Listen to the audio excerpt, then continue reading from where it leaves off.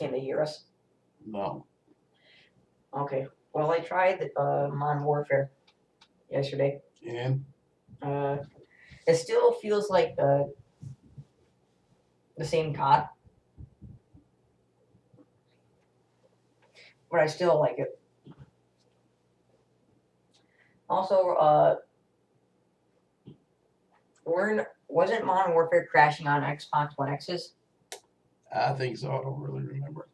Okay, because Modern Warfare hasn't crashed yet on my Xbox. It hasn't crashed at all.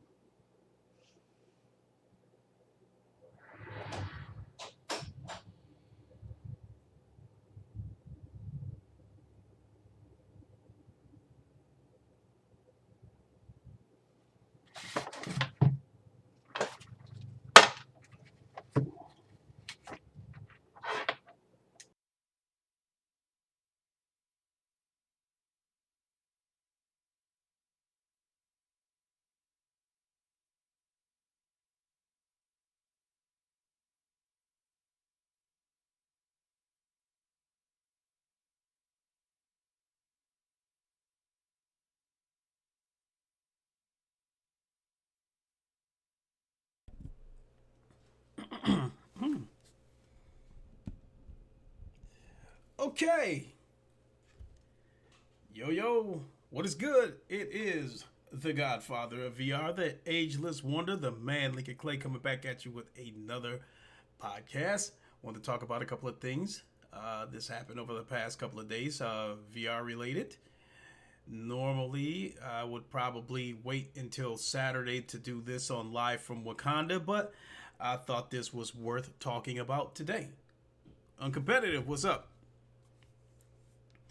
So, I made a couple of posts on Twitter the last couple of days, and I haven't had a chance to really go over them. So I want to take a second to go over those posts right now. Happy New Year to you, uncompetitive. I just realized you guys are 5 hours ahead of us in the UK. Therefore, it is 2020 over there. Hindsight is 2020. Happy New Year. So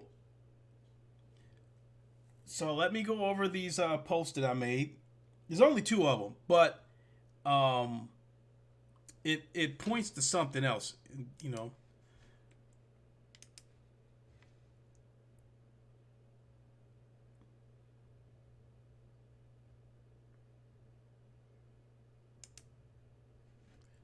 let's see here. Shut off. There we go. Okay, so let's get to Twitter. How's everybody doing today? Um, if you plan to go out and drink, as you've probably heard 1,000 times, make sure you have a designated driver. Be safe. So let's go over my couple of tweets.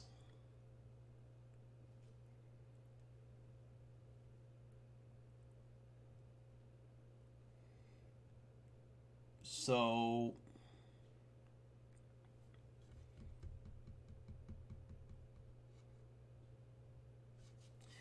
so it says that here this is about Boneworks. Boneworks outpaces Beat Saber to 100,000 units, earns an estimated 3 million in the first week. That is actually Jemiah Dixon. What's up? Um, I think that's impressive for a VR game. You know, the game was $30 too, so that means that it sold more units than a AAA flat screen game would have had it been $60 at launch. So that's actually pretty impressive, and And the thing about it was, I don't think there was a ton of build up to Bone Quest. I mean, really, the only thing they really said is that it's physics based. It's supposed to have a lot of physics involved, and that was kind of it. There was not a lot of it wasn't a lot of hype for this game, not a lot of promotion of the game leading up to it.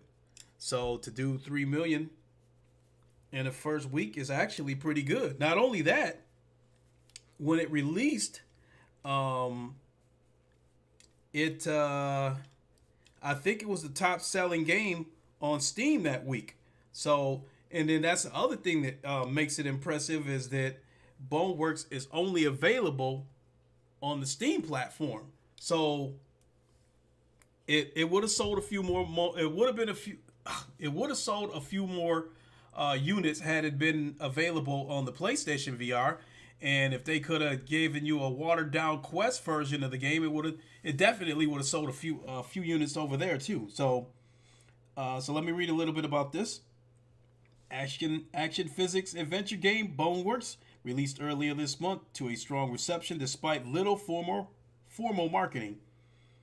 The title surpassed 100,000 players in its first week, reeling in an estimated $3 million in revenue despite being available on just one of several key VR platforms.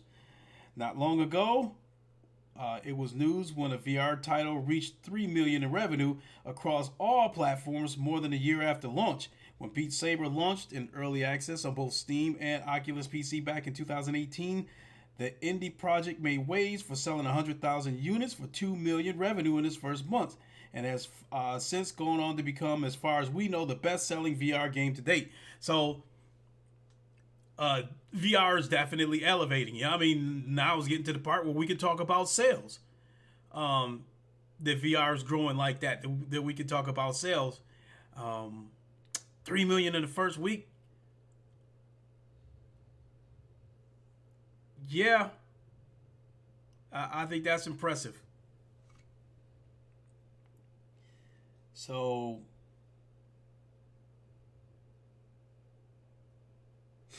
let's go on to the next one. You guys get the picture. It did 3 million first week. This right here is even more impressive than the Boneworks thing. Superhot VR grossed more than 2 million over Christmas week. What up? What up, Sick? What's going on with you, my brother? Now, what makes this impressive, the Superhot grossing over 2 million over Christmas week, what makes that impressive is that this is an old game. This game is about 2 years old. And I think with these VR games, I think when they first come out, there's gonna be that might be your best wave of buyers is when it first comes out, that first wave of buyers. After that, you're gonna get some buyers here and buyers there whenever the game goes on sale. But Superhot has not really been on sale that much. It's a game that pretty much held its price. The game is always sold for $30, and I paid full price for it, both on the PlayStation VR platform and the Oculus Quest. So I spent $60 on that game because I double dipped with it. It's a good game though, but still, it's so when the game first came out, I expected it to sell a little bit when the game first came out. When the game was made available on the Oculus Quest, I expected it to sell a little bit, but that's way back in May when the Oculus Quest came out. So after that, you would expect the game to die. So for an old game like that to gross 2 million over Christmas week, that's really impressive. And where I'm going with that is that I think that's another testament that VR is growing. So the thing that's really got me curious about an old game like Superhot grossing 2 million in 1 week, what makes me curious about that is I'm wondering, does that say that a lot of people got a Quest for Christmas and that was one of the games that was bought, or was Superhot one of the games that was on sale over the Christmas holiday and they got picked up in that manner? So I don't know, but either way, that's still good. That still speaks to the growth of VR, and that makes me wonder what kind of year 2020 is going to be, because I still think 2019 was the biggest year for VR in terms of both hardware and software, because we had several headsets launched this year. You know, you heard me say it before. We had the Rift S, we had the Oculus Quest, we had the HP Reverb, we had the Valve Index, we had the Vive Cosmos, and there might have been one or two, you know, like I think maybe an Acer headset launched this year too. So we're looking at about 6 headsets that probably launched this year. And then we had some good games this year. You know, we had Asgard's Wrath, Stormland, Blood and Truth. We had some really great games this year. But I think next year, not only do I think we're going to have some heavy hitters next year, I think these are the games in terms of gameplay and physics. These games are going to take VR to the next level. You know, and I've said it on more than one occasion. The games that I'm looking forward to, you know, is Iron Man VR, Lone Echo 2, Half-Life Alyx, Medal of Honor VR. I'm looking forward to those. Those are the ones that I can give you right off the top of my head. There's still some more games that I'm looking forward to, like Panther and Lo-Fi, which I guess we got some more gameplay of Lo-Fi. I think it's in alpha or beta, or whatever the case may be. And you know, you had to, for those who backed it up on Kickstarter, they had access to it. Nice.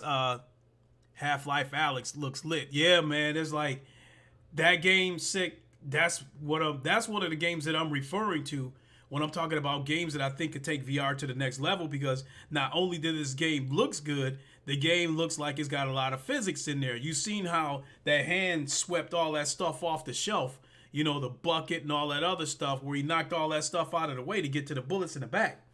A lot of VR games don't have those kind of physics in it. A lot of VR games right now, you can walk into a room and see a plate, a bowl, a cup on a table, but you can't grab them. You can't pick them up.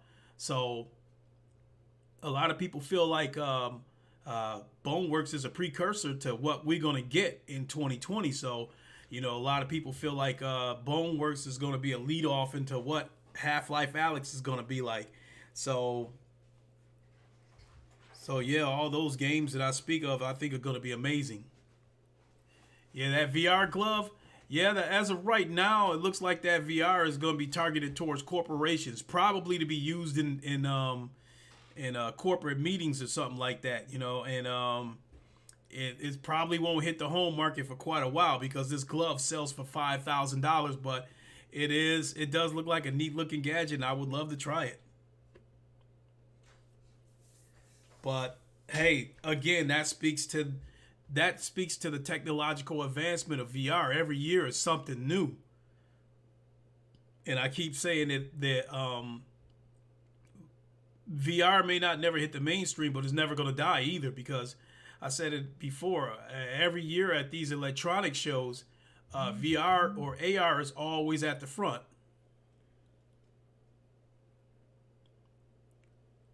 He said shit and getting it. Hey, if you got 5, matter of fact, sick, if you got 10,000, throw me one of those gloves, you know. If you're going to pick one up, throw me a glove. So I'll holler at it. You know what? Hey, thanks for the tweet, Jemiah. I haven't even checked on my PC while I'm at it. But hey, I've been getting by. You know, I've been getting by with the Oculus Quest, and I've been getting by with the PlayStation VR. So I'm cool. When I get my PC back, you know, hey, then the circle will be complete again. So, oh, you said shit. I'm getting it. You got $5,000? You got $5,000? Sick shit. Like I said, throw your boy $5K. Shit, look out for your brother. Hook it up. Shit, all that bread you making from all that music you making. Speaking of which, one of them joints, it's my fault. It sound like a dude, a Jamaican cat spitting on there, man. But I love that joint, man, with the piano going. I love that joint. I don't know what it's called, man, but I love that cut. I meant to go back to one of your podcasts just so I could hear it again. There's been a couple of times where, I watch your podcast the next day and I hear that joint come on, man, and I back the podcast up, to the beginning just so I can hear that joint a couple of more times, man. It's hot. I think 2020, man. I think you say never know what 2020 might bring. I think 2020, in terms of the games, I think it's gonna be one of the that's Rod Wave Hard on Ice. Man, I love that joint, man. But we gonna get a lot of games, and I think that by the time the PlayStation 5 comes out, I think that's when these AAA VR games are going to start hitting its stride a little bit. I think we're going to start seeing them a little more regular instead of one AAA VR game popping up once a year or once every 6 months. I think we're going to start seeing them a little more regular, which is cool with me. He said his entire album is on fire. Oh, that's what's up. Might have to find a way to listen to it. I don't know what I got to do to listen to it, whether I can listen to it on YouTube or go to Spotify or whatever. But yeah, I definitely going to have to check that out. So now this brings me to the next part of this podcast, and that is the Oculus marketing. I think that's, as you guys know, you guys are still seeing the VR is growing. And everybody and a mama probably knows about the Oculus Quest by now, even if they don't have any interest in getting one. Because of Oculus's marketing. I mean, how many Oculus commercials have you guys seen on YouTube? It seemed like every third commercial you see, every third ad you see, is an Oculus ad on YouTube. And I think that's a big reason. Sure, the Oculus Quest, you said you afraid to get the Rift S?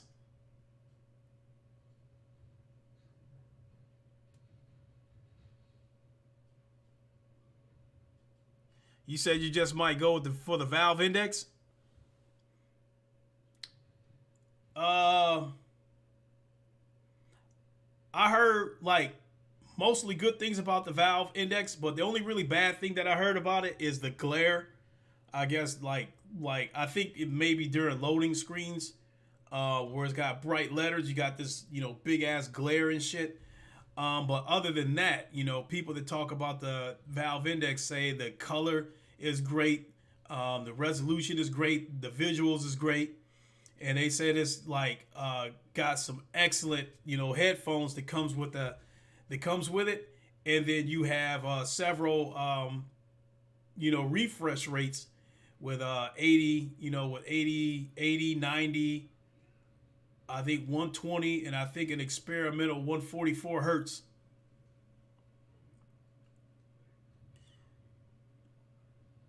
You said you never.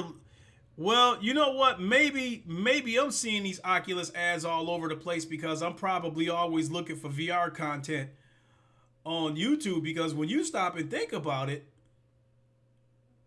there's a lot of VR content creators on YouTube, but I don't think it's too many of them that do what I do in terms of giving you opinionated stuff. A lot of these VR content creators on YouTube, they tech dudes, they break down the specs and they give you the straight news with no opinion. But me, I give you my opinion. I might report some news and then I'll follow it up with my opinion and tell you where this is going to lead to, whether this is going to be good or bad for the industry, that kind of stuff. And I think Anthony of VR 365, I think he's the only other dude that does live solo podcasts where a lot of his stuff is opinionated, and I think his podcasts are pretty good. I was a guest on his show once, and look forward to going back.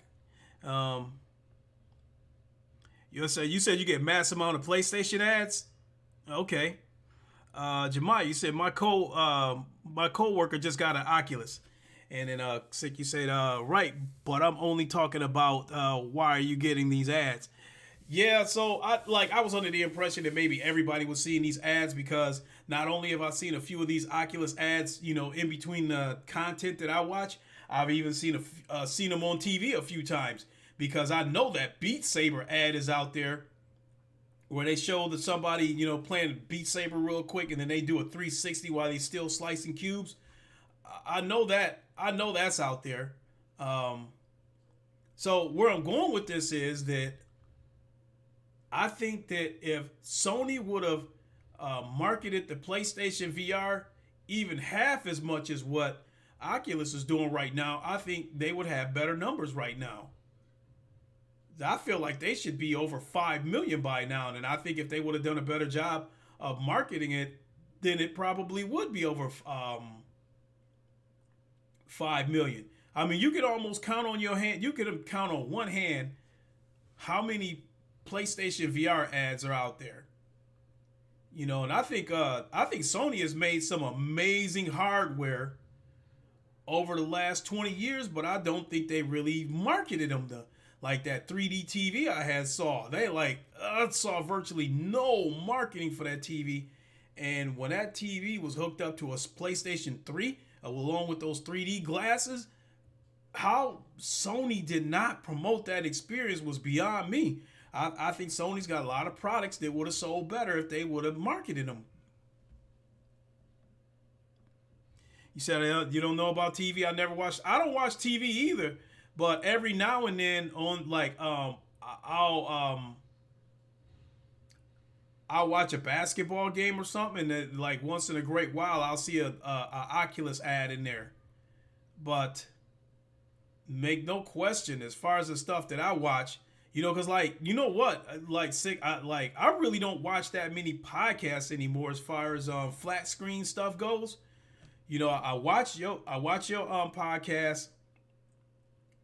And I watch jazz because I like jazz. I think jazz gonna blow up. I really do like his content. And other than that, it's sprinkled stuff. It's sprinkled stuff. I still watch, others YouTubers that I'm still friends with, but I don't watch their stuff the way I used to because it's mostly VR focused. But Christopher Hart, what's up? But I definitely tune into your stuff because it, for one thing, it comes on at the right time. It comes on while I'm at work, so I get to listen to you live. And you said same here. It's a flurry of misinformation. Yeah, it's just and then again, even though a lot of the stuff that I watch is mostly VR content, as I was saying, a lot of people don't have live podcasts, opinionated podcasts, because live podcasts, period, for that matter, because, I have my podcast, Anthony of VR365, he has his. We do the VR link on Sunday with Gamer Tag, Salsa Ketchup, and 7 Degrees of Gaming. You have Rendered Reality, where they do their show called Coffee and VR on Saturdays. And then you have the F Reality podcast with Mike of Virtuality Oasis, Nate the Rowdy Guy, and Zimtalk 5. But other than that, there's not a lot of live podcasts out there. There's still big name YouTubers out there. Some of these big name VR YouTubers have over 1 million subs. Like this dude called Josh Dub. He does a lot of comedy with a lot of these VR games. He'll do a lot of comedy skits. He's got over 1 million subs, but he's using VR, for comedy purposes. But then you got the two girls, Cass and Cherry. They got about 25,000 subs. But their videos is tech stuff. I do watch it, but it's tech stuff. So it's not they don't really give opinions. And with that being said, man, I love opinions and I love speculation.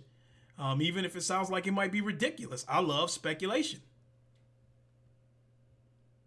You said you catch us on Gamertag Podcast? Yeah, thanks for tuning in. I've been trying to be a little more vocal lately because, a couple of those podcasts, I've been sitting in the cut and wasn't saying that much. But I've been trying to have a little bit more of a voice on here. And I think this past Sunday was one of our best shows. We interacted a little bit more with the chat, and that just led us to go like subject after subject after subject, and that show was almost 3 hours. But I think the show's picking up. I don't keep track of how many people watch the show, but I guess at any given moment we'll have anywhere from 50 to 100 viewers at once. So not bad, especially for a VR show. Because I think even Rendered Reality doing the coffee in VR, I think the most I seen watching this show was like 75 at once. You said, no, I detest speculation and rumors. This gen should have moved people away. I love speculation in terms of people telling me what they think is going to happen. Rumors, I take rumors with a grain of salt. Like rumors, I'm like, okay, I just think like, okay, I can see where this might be true, or nah, this don't really sound feasible, and then I'll just blow it off. But speculation, I love speculation. I love theories too. And that's one of, and theories is one of the reasons that I love it when you and Thrash get together, sick. Like, that's like a meeting of the minds. And y'all come up with these theories about what Microsoft, this is why Microsoft purchased these Azure servers 4 years ago or whatever. This is what they're trying to do. I love theories. So yeah, in that aspect, yeah, I love speculation. I love gaming legends. What's up? I love speculation and I love theories. And I love opinions too. You said these sources have literally led people astray. Okay, I can get that. But I guess the way where I'm sitting at right now, I would rather hear somebody say, I think that this particular game or this particular console is going to come out at this particular time, versus someone saying that rumors are going around that it's going to release in November. I'd rather hear somebody tell me what they think rather than what rumors are going around.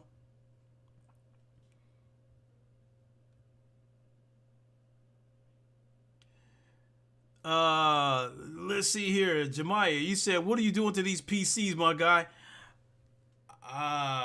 Well, the first two PCs, the cyber powered, to me, I think that was a manufacturing issue, because those first two PCs, they actually ran great. But in both cases, the SSD went out. Not only did the SSDs go out on both of those PCs, they also went out in the same time frame. The SSDs went out on both of those computers about 2 weeks after I got the computer. Now in the case of this Alienware, I don't know. I'm getting a black screen. After I fire up the computer, I'm getting a black screen. I don't know if that's because I don't know if the computer's overheating. I don't know if the SSD went out on it.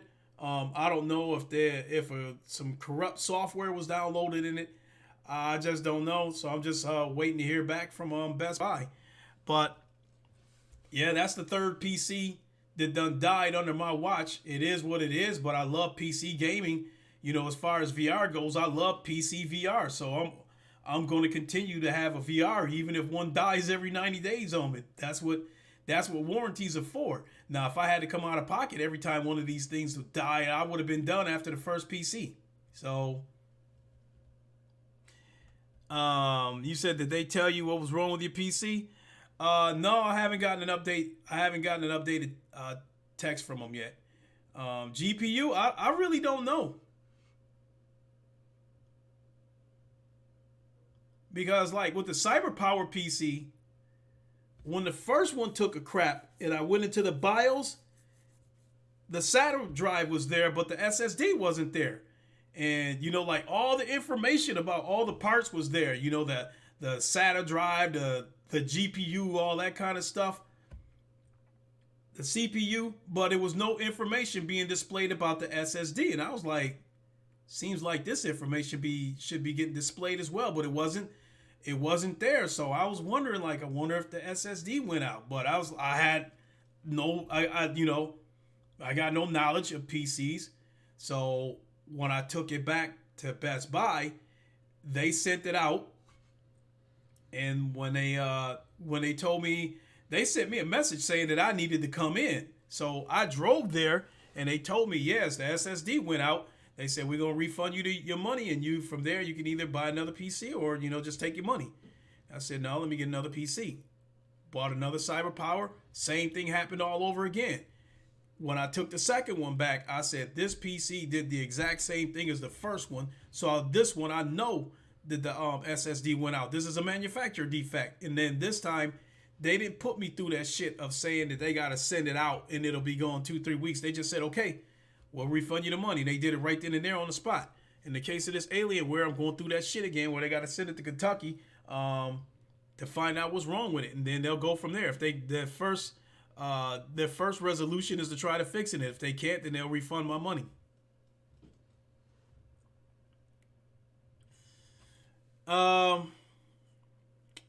I see you right there, Sick. And about a person.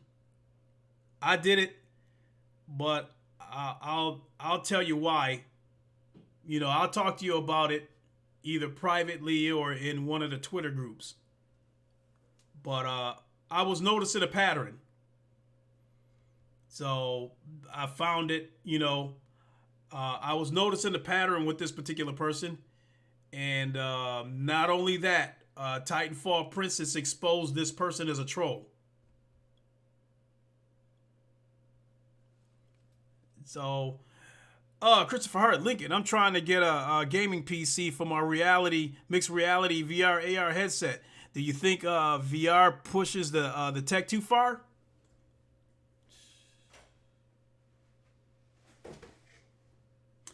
I don't know, because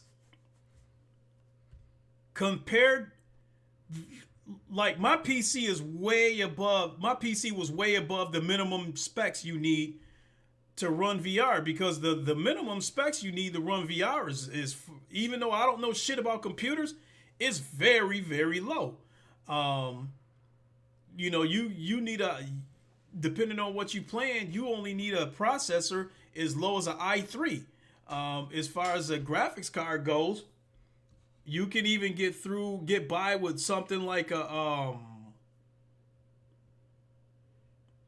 think it's like a 970 or 1060.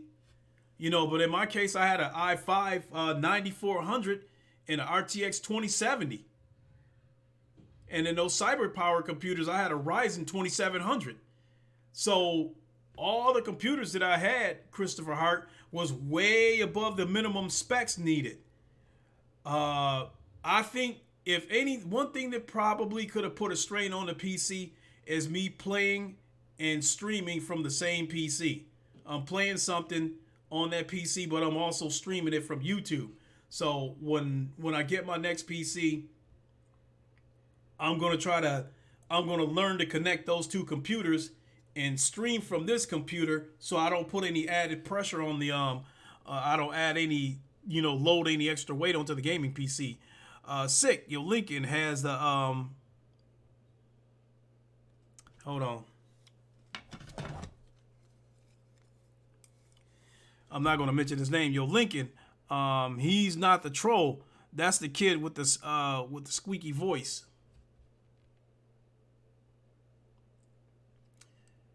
But I was noticing a pattern that every time a troll was in there, he was in there.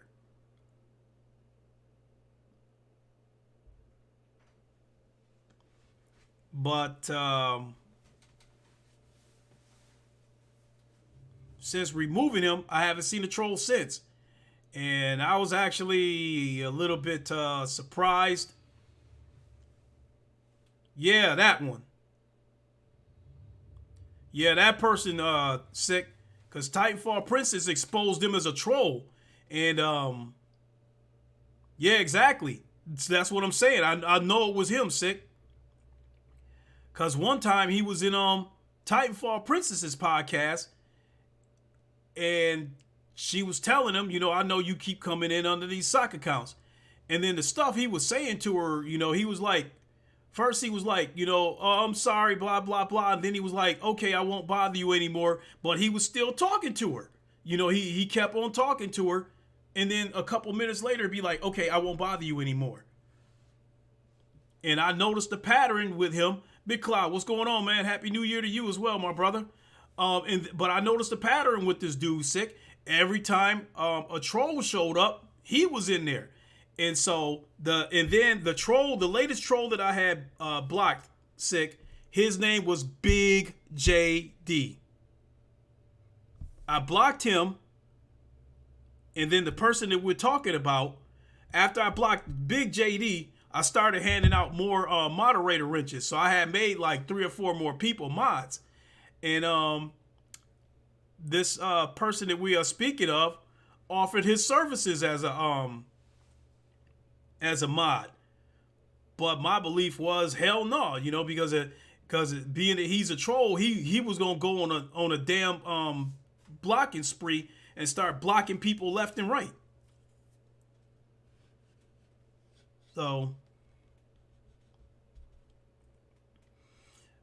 I get what you're saying, but I still find it to be a coincidence though, because I have been studying this pattern for months, sick. I was noticing the trolls was in there when he was in there. So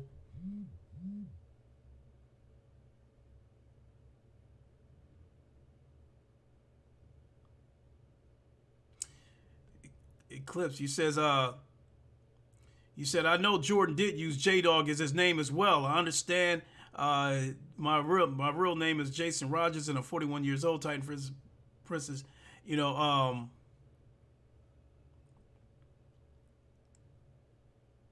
Said dude messing up my initials. Jay Swolls, what's up, man? I ain't seen you in a minute. But yeah, sick. I have been witnessing this pattern for months. Every time I got a troll, it was a coincidence that either Jordan was there or J-Dog was there.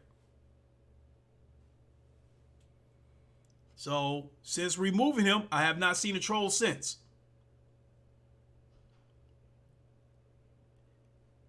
And the fucked up part about it, so please excuse my language, is I suspected him of being a troll for a while anyway, and I still sent the dude a $50 gift card anyway, because when I did that giveaway, I think when I did that big giveaway when I hit 500 subs, the original plan was to give out $25 gift cards, but they didn't have $25 gift cards. It was either 20 or 50.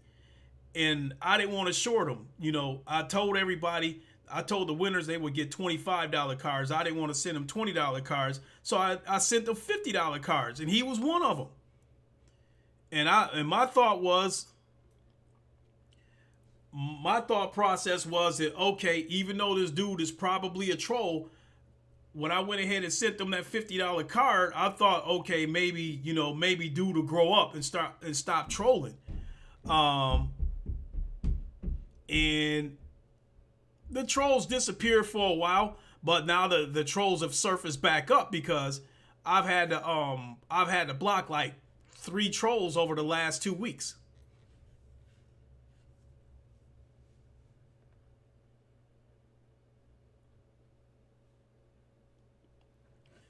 So hold on, whoa. You said my profile pic is a pic of Chester Bennington. J-Dog is my real name. No problem. I understand. Got to be careful these days. Hate the confusion happen. Oh, okay.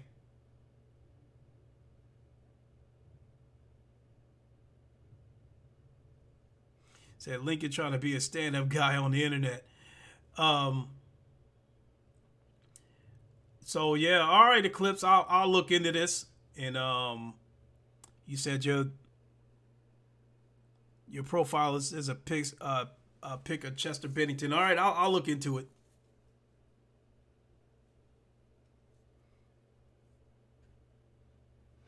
Okay, thanks, Sick. I actually got $75. Lincoln. Okay, and shared it with my son. Okay. All right then. I apologize. So it sounds like I got the wrong J Dog then. So my bad. I will look into that and get you unblocked, Eclipse. So, but I mean, you know, trolling is just so childish. I just grow up. I grew up in an era where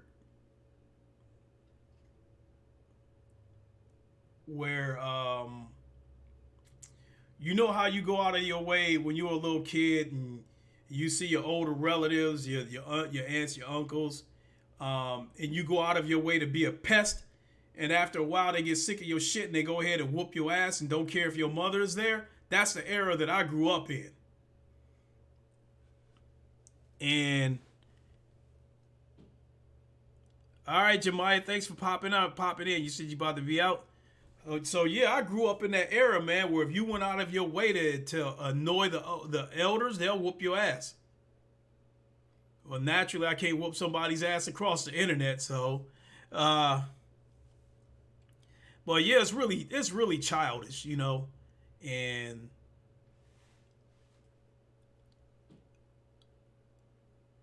I mean, it's one thing if you trolling like that one dude that troll that I had in here, that Phil Spencer troll. I never blocked him because he was funny, because he was coming in like Xbox is the greatest and stuff like that, you know. So I found him entertaining. I was laughing when he was coming in. And in fact, I wonder where he been, because he, you know, I think he made some of the podcasts entertaining. That's fun trolling. Ice Queen Gaming, how are you? To me, that's trolling when you're having fun. But when you trolling to go out of your way to say some racist shit, some personal shit, that kind of stuff, how fucked up is your life that you want to, you know, spew that kind of venom over the internet, especially when you know that I'm not, there's no way I'm gonna go catch a flight to try to beat your ass, you know. So he said, trust me, Leak, you know my block button be jumping. I haven't blocked that many people, to tell you the truth, though.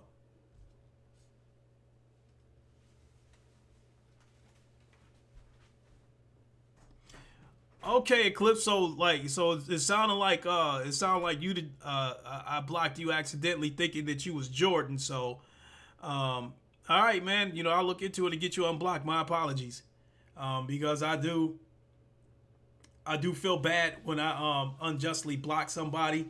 So it's like when I do block somebody, it's a situation where I'm studying patterns.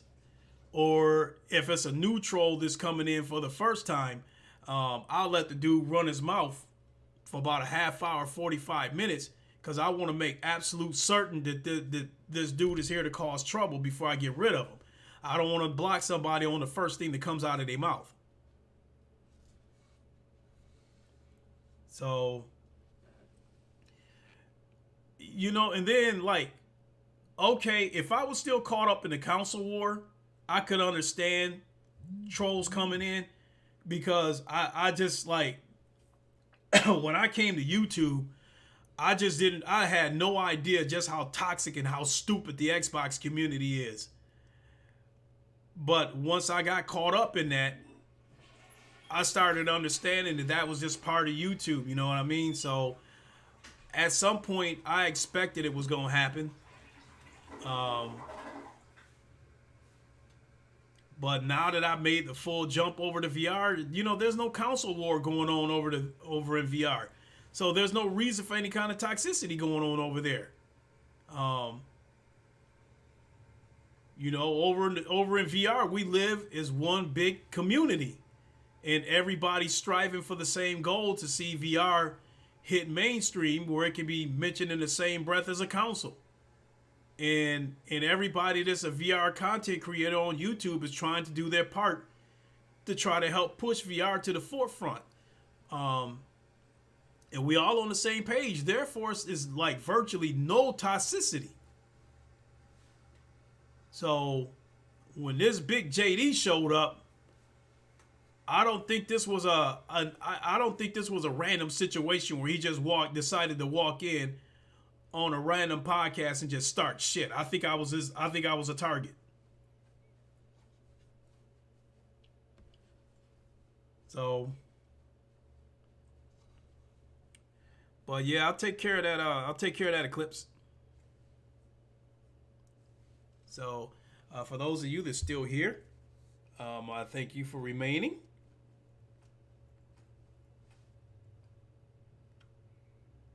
What do we got here?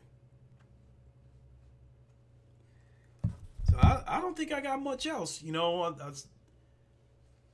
again, I think those are some impressive numbers with Super Hot and Boneworks, and that prompted me to want to point out that I've seen, at least when I watch YouTube, I see a ton of these Oculus commercials, and I think they are like really marketing this thing. They really pushing it. Whereas I think Sony gave a minimal effort to promote the PlayStation VR. I think that if they would have gave even half the effort that Oculus did, we would have been over 5 million by now. So, but we're going to get there. I mean, VR is getting stronger and stronger. I mean, to the point where even flat screeners is mad that they can't get Half-Life Alyx.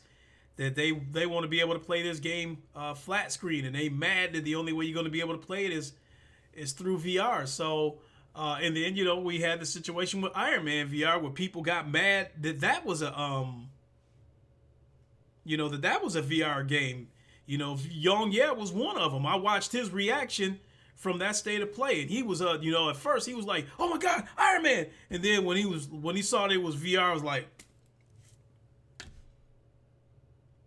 And I was kind of like, F you, you don't like VR, take your ass, somewhere.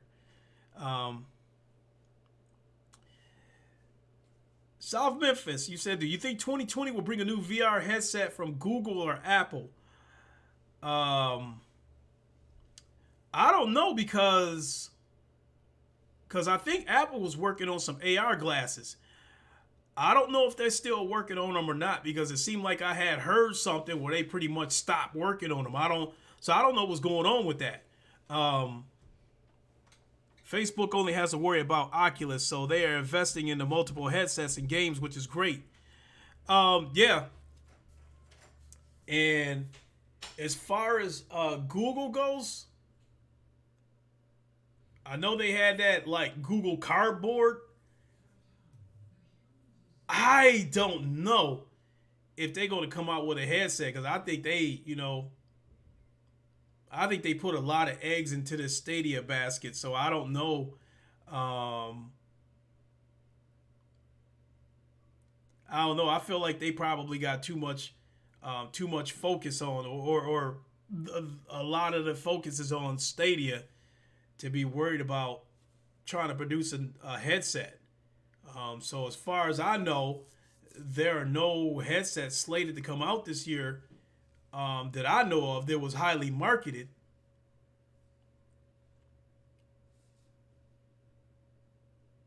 So you're just hoping that VR doesn't implode on itself?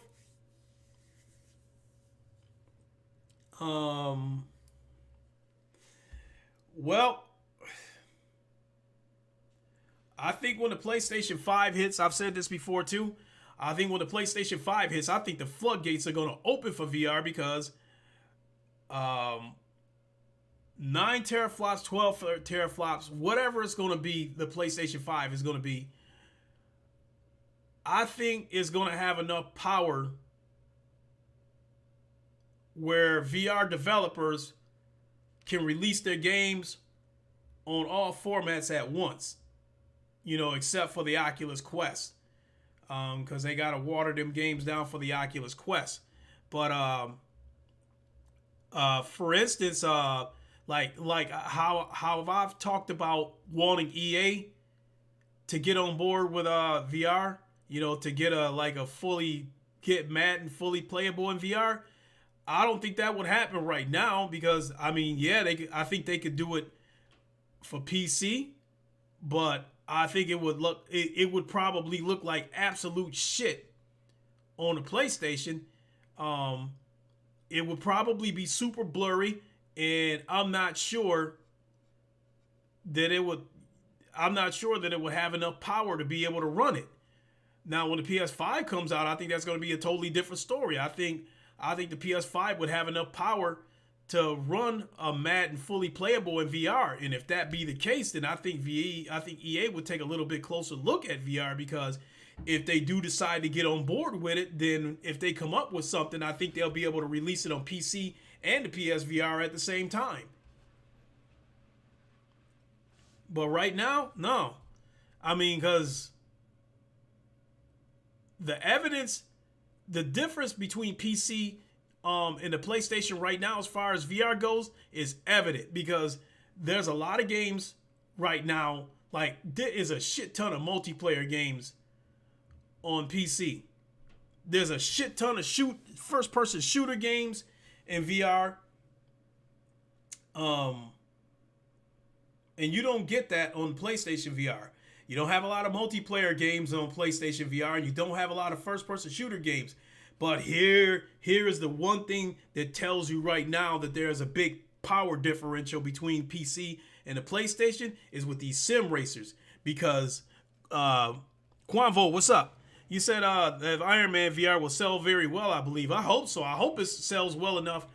Not only that, I hope Sony puts the PlayStation VR on sale again around the time that comes out because I think that would sell a few VR units. As a matter of fact, Co Yogurt, what's up? As a matter of fact, I think that Iron Man VR is one of the reasons why Naughty Dog pushed back The Last of Us because The Last of Us was supposed to come out February 21st, 2020, and Iron Man VR was supposed to come out February 28th. If they would have kept with that schedule, The Last of Us would have smothered Iron Man VR. It would have, in my opinion, it would have sold absolutely terrible because of The Last of Us 2 standing over his head. So I think that was part of the reason why they pushed it back. So Iron Man, because this is a high budget VR game, I think Sony put a lot of money into this game the same way they put a lot of money into Blood and Truth. So I think that Sony backed off a little bit to give Iron Man VR a little bit of room to breathe. Said you don't even need to prove it. The PS4 hardware from 2011, no way it would hang with current PC hardware. Yeah, you absolutely sick, right? But here's what I was gonna say was the most damning evidence about that, and that's sim racers. Okay, so with games like Assetto Corsa Competition and Project Cars 2, iRacing, Race Room, these are all games that you can play in VR on PC, and you can race against a full grid of cars, and you can do VR multiplayer on these games. You don't have that on PlayStation VR. You've got GT Sport, which has no VR multiplayer, and the VR that you do have is time trial, where you're the only one on the track, or you're going one-on-one against the AI. And then the one racing game that they did have, Drive Club, that was VR multiplayer, looked like absolute shit from all the blurs. So with that being said, for instance, so when the PS5 comes out, the developers of Project Cars 2, if they release another game, I wouldn't be surprised if they release it on both PC and the PlayStation 5, because I believe the PlayStation 5 will have enough power to be able to run it. What about Wipeout VR?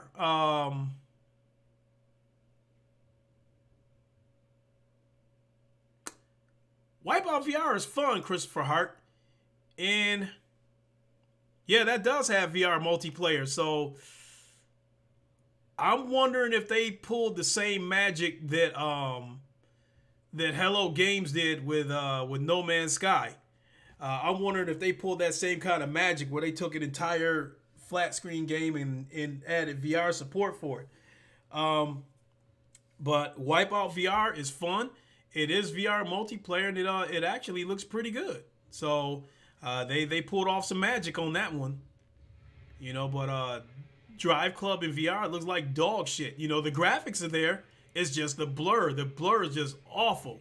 You know, the blur looks like somebody smeared Vaseline on the window, and it's just awful, especially when you run in night races. Cole Yogurt, you said yes, sick. I believe PSVR 2 will be a Rift clone. That's why I got a new PC. Couldn't wait. When PSVR 2 comes out, yeah, if that headset is wireless, that could be a game changer right there.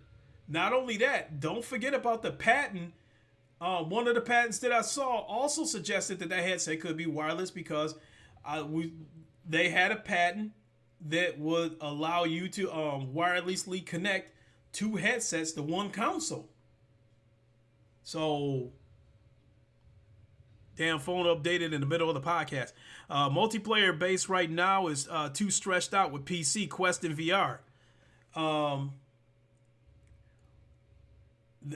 I think, to put it this way, Cold Yogurt, I think with the PlayStation VR, you have a situation where you have a lot of people that want to play multiplayer games, but not enough multiplayer games. Whereas on the other hand, on the PC, you don't have enough people to fill all those multiplayer games that's on PC, because there is a shit ton of multiplayer VR games on PC.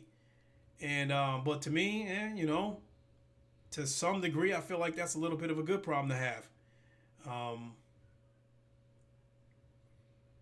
Because again, you know, games like MLB The Show, Madden, I'd love to be able to play those games fully playable in VR against a live person and do some trash talking. So, you know, I mean, so some of my dreams have kind of already come true on VR. You know, we got, you know, Creed, a fully playable boxing game in VR,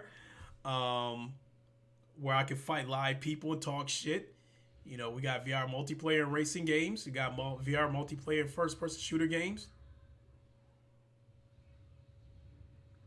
So, another thing that I'd like to see, and I don't see no reason why they can't do this, is I'd love to see them do a VR multiplayer for Everybody's Golf. Because that game is a sleeper. They advertise that game as if it's an arcade golf game, but the gameplay and the mechanics screams golf sim.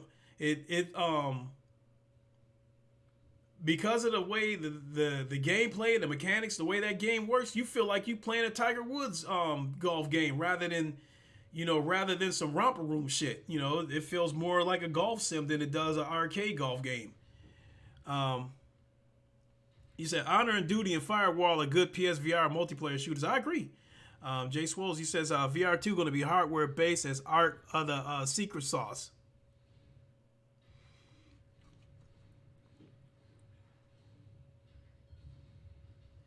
I think with VR, we got that clarity. You know, Sick reluctant to pull the trigger on the Rift S, but we got that clarity now with VR headsets. The Rift S is clear. I mean, clear. No blur. So the blur thing is out of the way. With the original Oculus Rift CV1, it looks better than the PlayStation VR in terms of the blur goes, but there's still a little bit of blur there. HTC Vive has some blur, and PlayStation VR has some blur, as we all know. But the headsets that came out in 2019, no blur. The Oculus Quest has resolution of 1600, and the Rift S is 1440p. And even though it has the resolution is less, it still looks better than the Quest because you got a PC power in that thing. So games look super clear on PC, you know, through the Rift S. You know, I think the Vive, the Valve Index, I think that's either 1440 or 1600p. The Vive Cosmos, which is another headset that came out this year that I forgot to mention, that's 1600p. You got the HP Reverb, which I think is 2160, and then you got those Pimax headsets where they got 4, 5, and 8K. I don't know what the resolutions are on those, but I think they might have the best resolutions and they might have the widest field of view. So where I was going with that, Jay Swoles, is clarity. We there. Now it's time to make these games better. It's time to have better gameplay. It's time to have better mechanics. It's time to have better physics. And Half-Life is going to be a giant leap in that direction. You said, Gaming Legends, you have the Quest PSVR, but my favorite is the Rift S. I mean, I got them all too. You know, I got the Quest, the Rift S, and PSVR. And I think all of them has their place. Because even though I have even though I have issues with that aim controller playing Firewall, I absolutely love Firewall. That aim controller definitely makes it feel immersive, like you holding a real gun.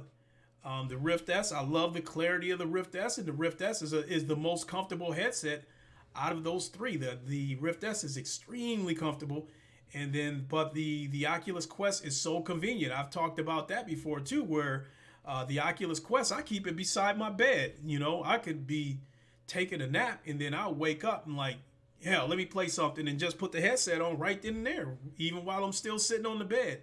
I'll play something. So the convenience of the Quest, I absolutely love the convenience of the Quest. So, but yeah, the Rift S is still my favorite out of the three headsets that I have. But again, all of them have their own place. So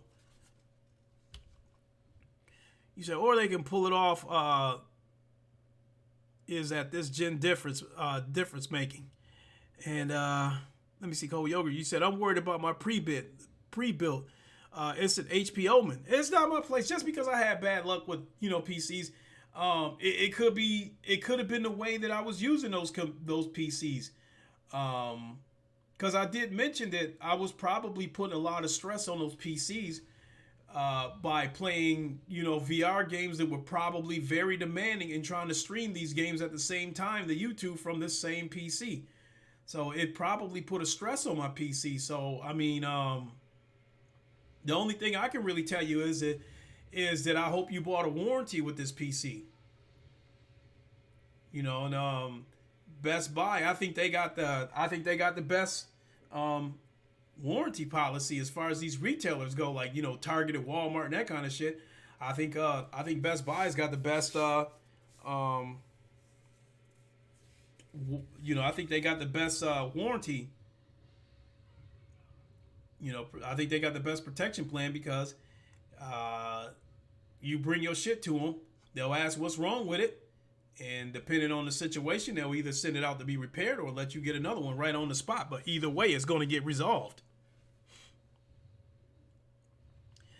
I can agree with that, Cold Yogurt. You said this year there was way too many VR games. I definitely agree with that. I think in the case of my Alienware PC, I put a 2-year warranty on that, and then my son's PC, I put a 1-year warranty on that. But I think I actually voided the warranty on his PC by removing the original RAM stick that it came with and replacing them and putting 16 gigs. Because I needed to add more RAM to his PC so he would be able to meet the minimum specs to be able to play Half-Life Alyx when it comes out here in a few months. But his PC, unless the graphics card goes out, anything that goes out on his PC, it won't be too much to replace it. So if the warranty ends up being void on his PC and something goes out, then I'll just get it fixed. So. Like I said, unless the graphics card goes out, if anything were to go out on this PC, it wouldn't be that much to replace. So But I think a 1-year warranty would probably be good. Because if you probably run the PC the way I ran my PCs, you're gonna find out within the first couple of months whether that computer can take the punishment or not. You said, cool, it was a laptop? Okay. I don't know anything about laptops, as far as VR goes, but, hey.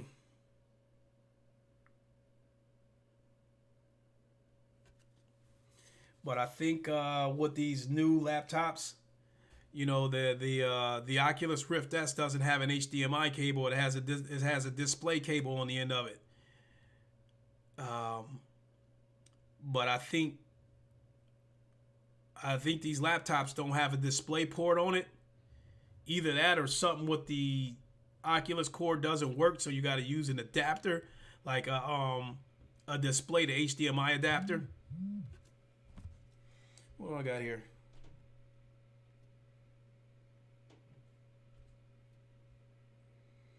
Yeah, we only got a few hours till midnight. I said, make sure y'all have a safe New Year. Make sure if you plan to go out tonight and get drunk, make sure you got a designated driver. I once saw a sign hanging up inside a bar where the sign says it's better to listen to the bartender tonight than to listen to the judge in the morning.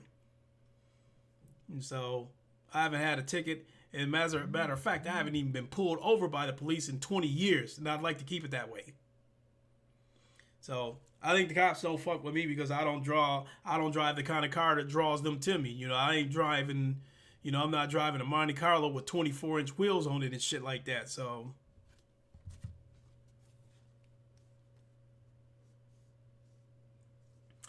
But I think that's about all I got. I'll take a quick look at N4G and see if there's something to talk about real quick before I get out of here. Other than that, being that I talked about this today, I don't know if I'll do live from Wakanda or not come Saturday. If not, then I'll try to find something to come up with. Ooh. Hold on. Let me show y'all this title real quick.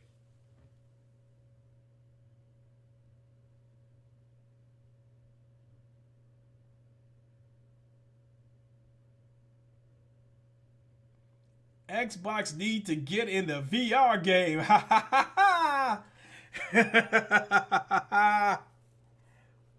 You know what? Let me take a minute to read a little bit of this. The world of VR is picking up steam, which I've been screaming at for. Honor and Duty was done by one guy. Yeah, his name is Reggie Strange.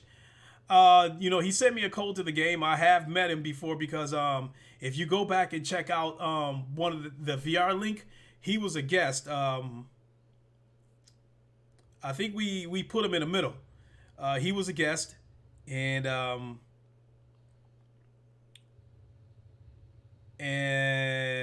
think he said something to the effect of being in contact with people from Sony and as well as Oculus.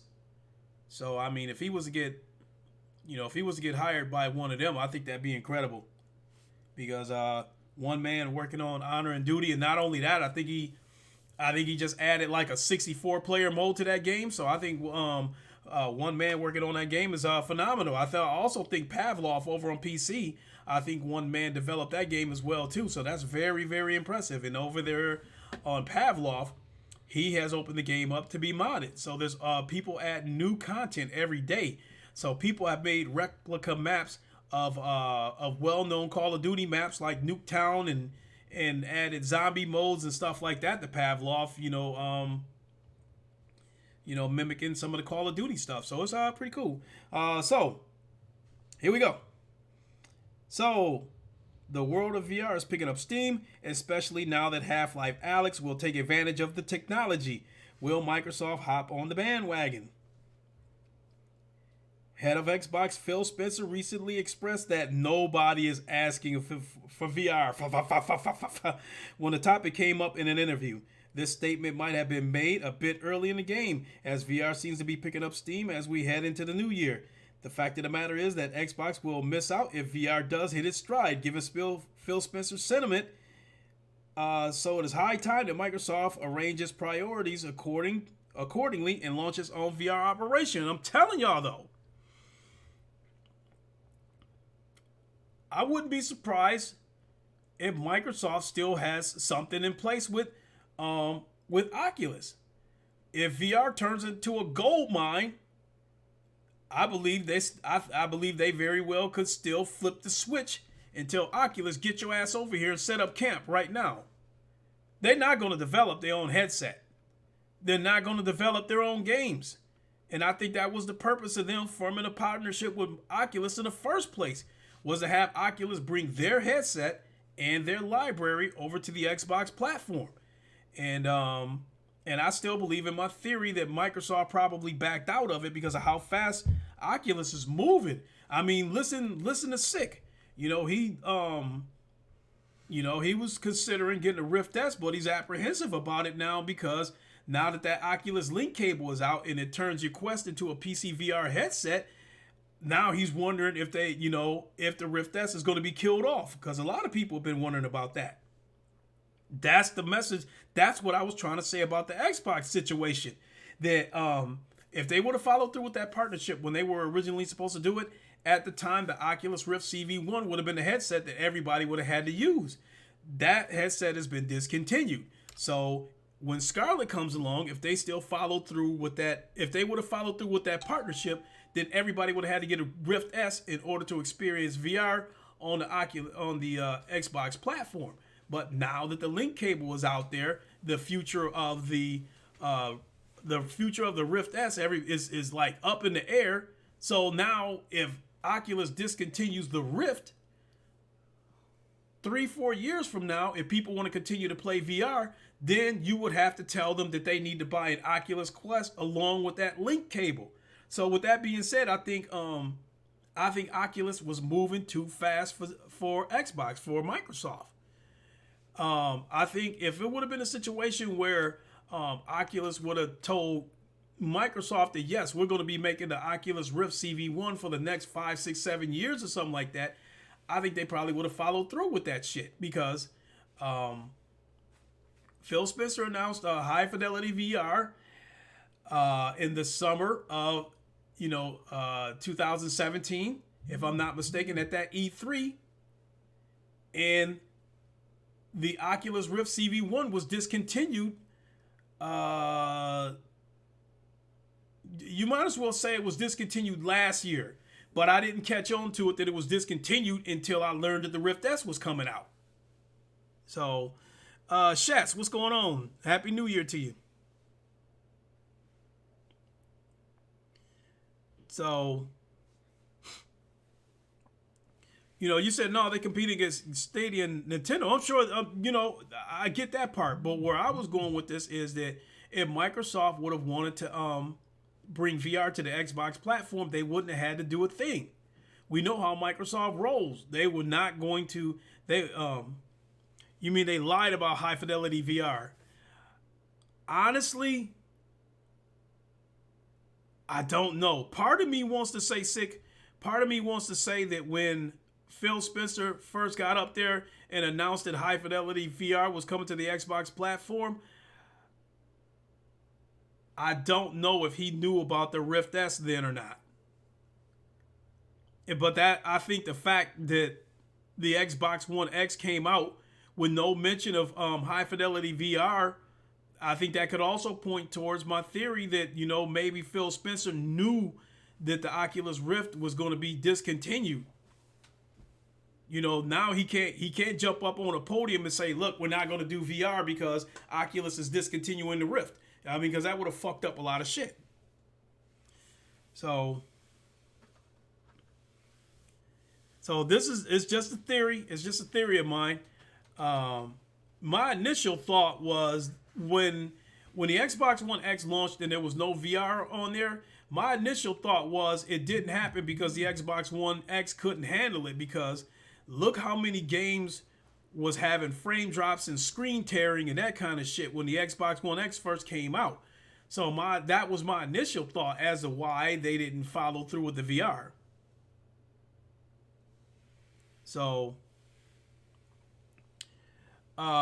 you said, what does that have to do with anything in terms, if you're talking about in terms of why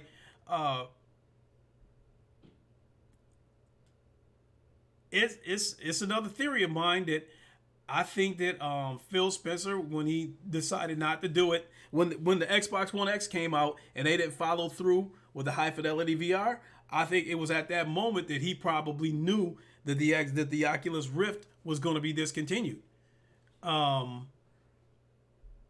And if they would have followed through with it, and I was saying this before too, if they would have followed through with bringing high fidelity VR to the Xbox One X, and then Oculus discontinues the headset the next year in 2018, the only people you would have been able to reach were the people that would have already owned the headset that was already on the platform. You would not have been able to reach new gamers. You would not have been able to introduce it to a new audience. And I felt like the same thing was going to happen again with the current situation. Scarlett comes out, and the Oculus Rift S is the headset that you got to use to play on Scarlett. And then 2 years from now, Oculus discontinues the Oculus Rift S, which you are concerned about. Then again, you would have a situation where the only people they can reach are the people that was already invested in the system, in the ecosystem. You wouldn't be able to reach any new people. So that's what I was trying to say, is that I think Microsoft backed out because Oculus is moving too fast for them. Because it wouldn't have been any longevity in a particular headset. You would have put people in a position where they would have had to get a new headset like every 2 years if they would have followed through with this partnership with Oculus. He said if Gears 5 didn't sell, for sure Hellblade ain't selling. Yeah. That's a conversation for another day, because the rumored 12 teraflops versus the rumored 9. First of all, it doesn't matter, because my reasons for getting the PlayStation 5 is like 90% VR. So all I care about is that the console has enough power to run these VR games. But if these rumors were to be true, I still think PlayStation is going to win the next generation regardless. But if those teraflop numbers are true, it would be interesting to see how this plays out in terms of how these consoles sell. We know the PlayStation 5 is going to sell, but it would be interesting to see how the Xbox will sell. But I can tell you this. If the PlayStation 5 is 9 teraflops and the Xbox is 12 teraflops, it would be interesting to see what the pricing is going to be. Would Sony sell the PS5 for $400 and Microsoft sell their console for $500? That would be interesting to see. You said we got to stop giving passes to Xbox, not to innovate. You're absolutely right.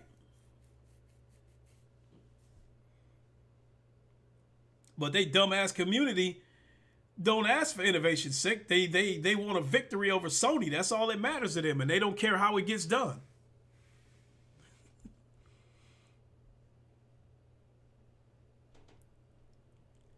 So, you said Series X is more like GCN 21 GCN teraflops, which I don't know shit about. I'm just reading the comment that you saw. I don't know shit about what that number means in terms of converting it to a certain format. Chaz, you said true. I think Xbox would need massive exclusives to attract VR users there, especially this late in the game for Microsoft. And that's another thing, Shats. I think that if Microsoft would have followed through with that partnership with Oculus, so for those that's in the know of VR, that know what's going on with VR, We know that Ubisoft is working on an Assassin's Creed in VR, and they are working on a Splinter Cell in VR. If the Oculus headset would have came to the Xbox, it would have been interesting to see if a Splinter Cell in VR would have sold a couple of units. It would have been interesting to see if that would have happened. Because I think that would have been the VR exclusive that would have maybe drawn in a couple of people over to VR. Because if they would have followed through with that partnership, the Xbox platform, as well as the Oculus, their own platform, would have been the only two places you would have been able to get that Splinter Cell in VR. But now that Microsoft decided not to get involved in that, through Oculus is going to be the only way you're going to be able to play Splinter Cell in VR. You said Xbox Series router. What's up? One named Shadow.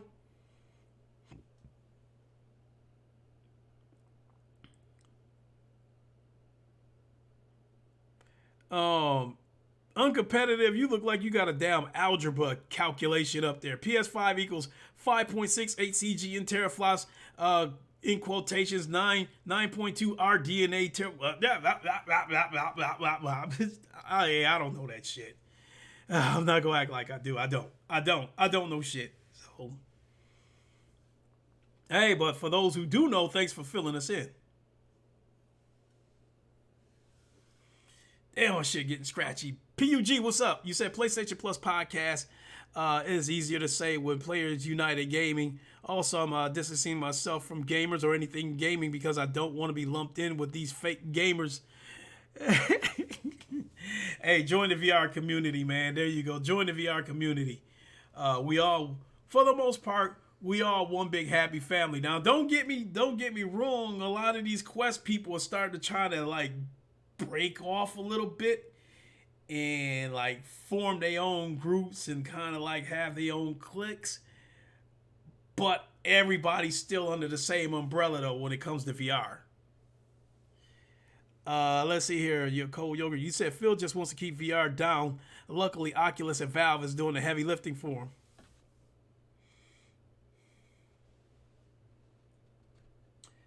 Hey, that VR, that Oculus Quest Link is a game changer. Because for somebody who's getting into VR for the first time, if they start from scratch and they got nothing, that Oculus Link cable just saved them about $400. Because you spend $400 for the Oculus Quest, you got your standalone headset that you can take with you on the go, and then you got the Quest cable, you got the Link cable, which turns your Quest into a PC VR headset, giving you PC-like performance and visuals, plus the PC. So it saves you money in a sense that the Quest now, because of that Link cable, the Quest is truly the Nintendo Switch of VR. You know, plugging it into a PC would be like docking it, and when you unplug it and take it with you, it's undocking it. It is truly the Nintendo Switch of VR now. So, and uncompetitive. You said PS5 is a lot more powerful than PS4 Pro. I truly hope so. But I don't care if it's only got 7 teraflops as long as it's got enough power to run that VR. Shasta, Link cable is definitely giving the Quest more longevity to stay relative next generation. That's what I'm thinking though.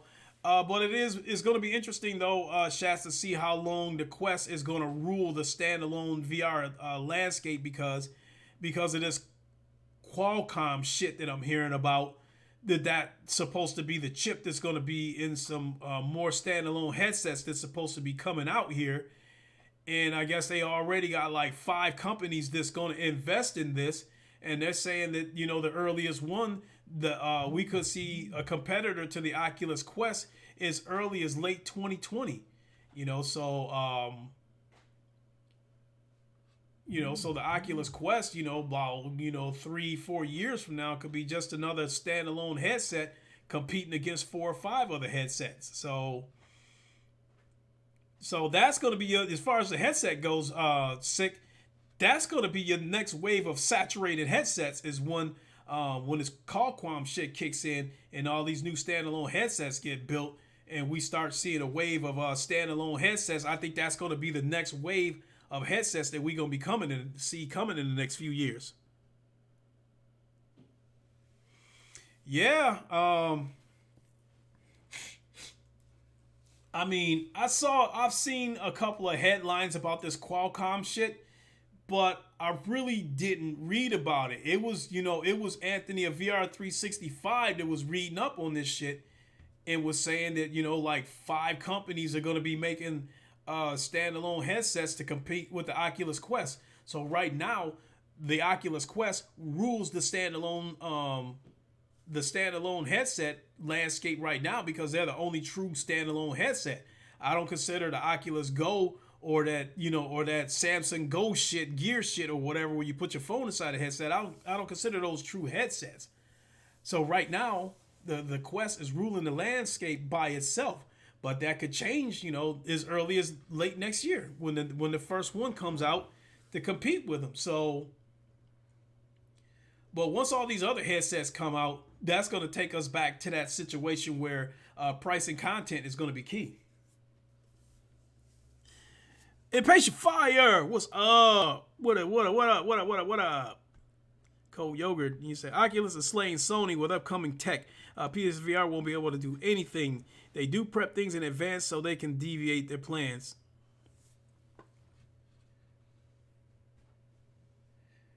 Shats, with some of those, Cold Yogurt, with some of those patents that I had saw, I don't know. If Sony really wanted to, they can put some serious shit into this next PSVR headset when it comes out.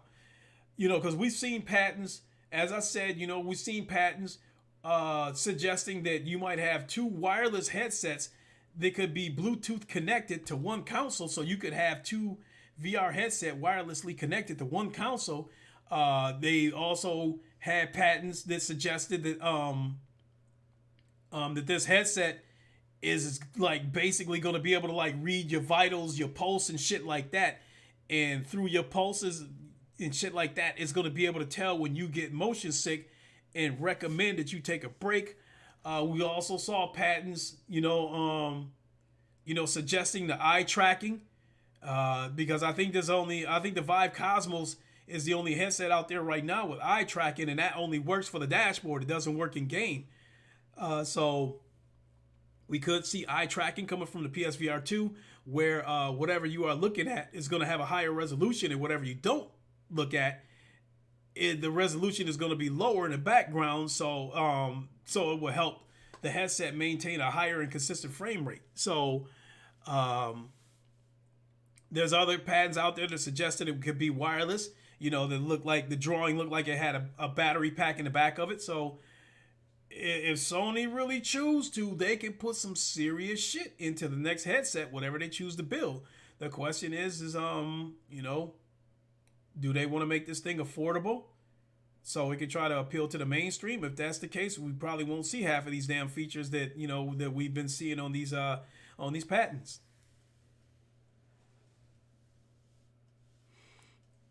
So you're saying foveated VR has eye tracking?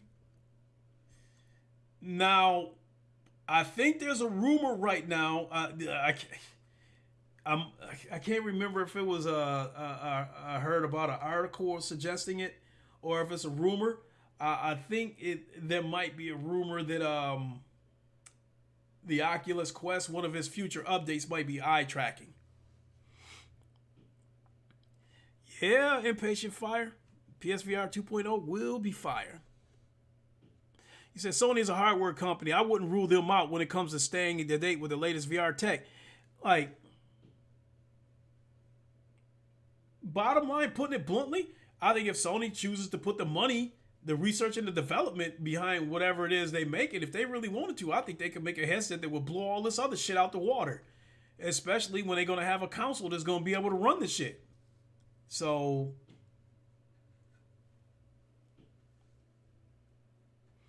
you said Sony needs a good UI for PSVR like Oculus Home. Yeah, I would like to see that.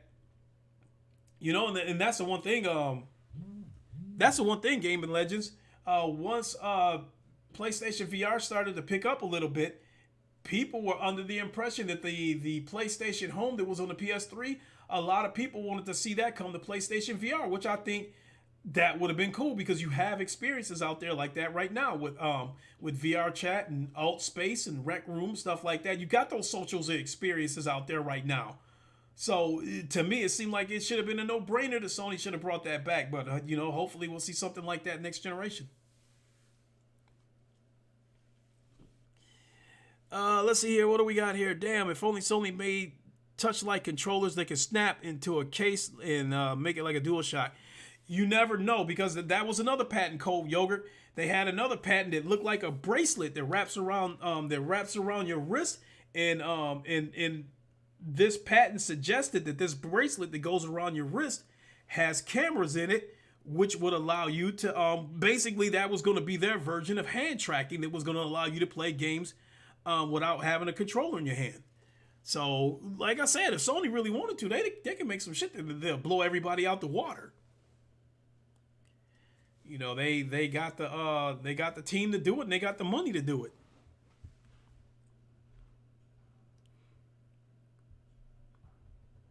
You said momentum is on Oculus' side. I say that for two reasons, Cold Yogurt, and that's basically what this podcast was about. I think it's on their side for two reasons, because the Oculus Quest is really the only headset of its kind that's out there right now, and I think Oculus has been promoting the shit out of it, at least from my standpoint, because like for every third video that I watch on YouTube, at least one of the ads is always an Oculus ad.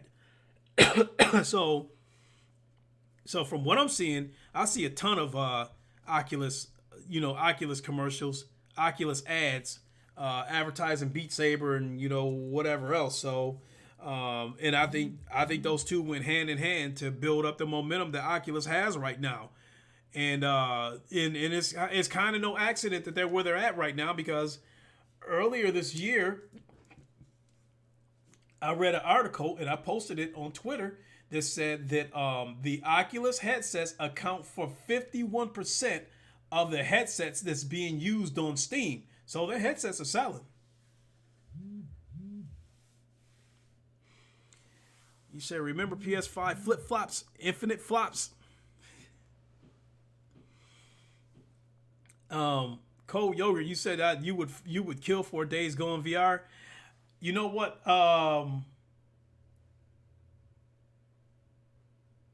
You know what? You know what? Something just hit my head. JD Max, what's up? Hey, Sig, you can weigh in on this too, because I know you're gonna tell me I'm crazy, but come on in and weigh in on this. It is not too far,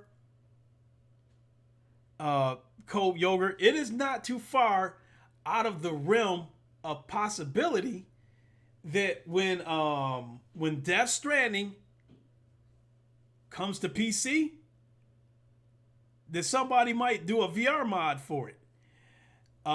It's not out of the realm of possibility that somebody could do a VR mod for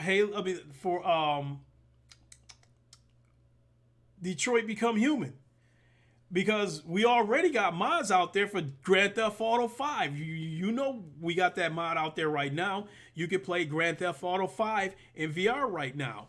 And then I guess some guy named Nibre, who did a VR mod for Alien Isolation, is also working on a VR mod for Halo Reach.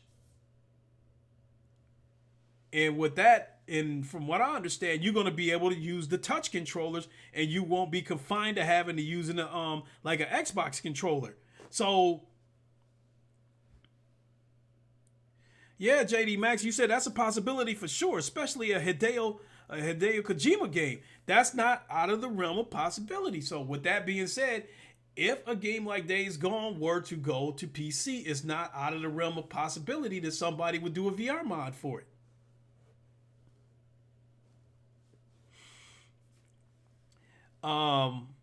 You said, Cold Yogurt, that's a great way for Sony to compete, to do past exclusives in VR.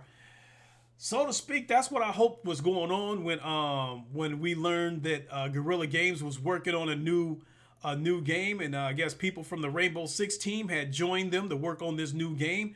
So I had speculated that they might be working on a new Killzone. A couple rumors had came out that they might be working on a new Navy SOCOM. You know, and I was like, man, if they did that and they put that in VR, that would be like a knockout blow. Either of those games, Navy SOCOM or a new Killzone, either of those games fully playable in VR would be a day one purchase for me. You said, wow, Horizon in VR? Well, that was another rumor right there, Cold Yogurt. There was a rumor. And even the YouTuber Game Cross talked about this. And I had read articles about that. There was a rumor going around that the current Horizon Zero Dawn could be possibly being worked on in VR, and we could see it on the PS5. So that right there would be a game changer too. If that rumor turns out to be true and we do get Horizon Zero Dawn in VR, that could be a game changer too. So you said SOCOM PLO, SOCOM in VR is a dream. If they were to do a Navy SEAL SOCOM in VR, especially on the power that the PS5 would have, Firewall would be dead. Everybody would immediately migrate over to Navy SEALs. Firewall would be dead. Especially if they let you carry over that aim controller over to the PS5 and use it on like a Navy SEAL SOCOM in VR. That'd be it. That would be it for Firewall.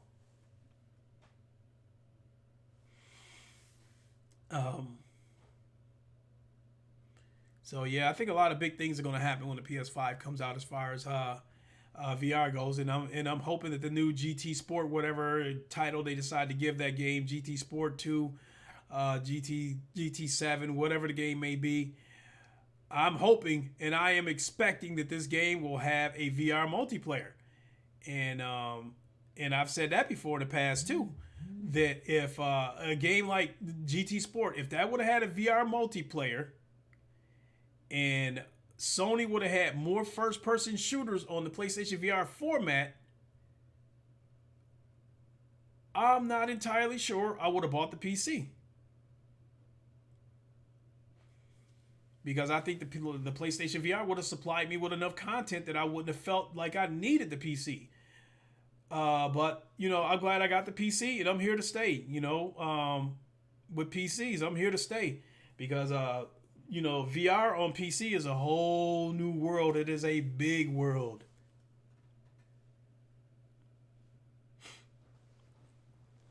You said you just want to re-experience old games in VR? Again, you know, it seems like independent people are making that happen. You can play Half-Life 2 in VR. I think through the Gary's Mod game that you can purchase on Steam, and a couple of little workarounds, you can play Half-Life 2 in VR.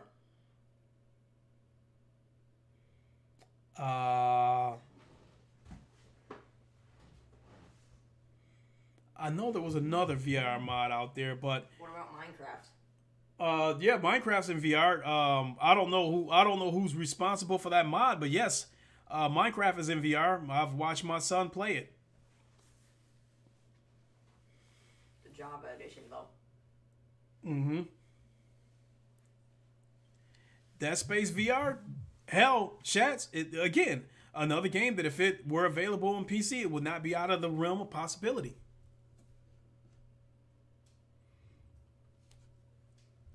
So I think that's where we at right now with VR. I think how many classic games. Harry Tran, what's up, man? How you been? I think where we at right now with VR and the direction that it's headed in, I think you're gonna see a lot more classic AAA games get modded by independent people.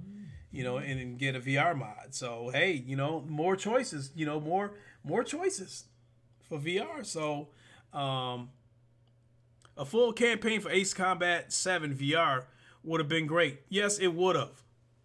I have not even played the flat screen part of that game at all, PLO. I only played the introductory part of it because I think you needed to play that part just to get everything going for the game.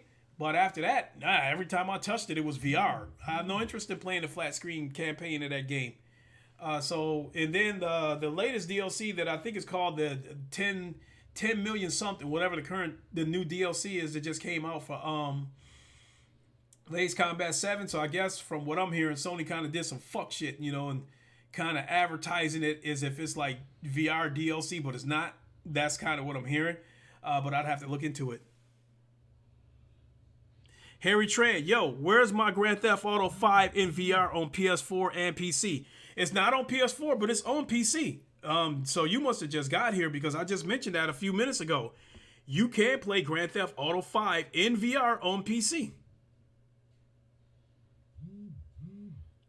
I mean, you still have to use an Xbox type controller. But it's there. You can play Grand Theft Auto in VR right now.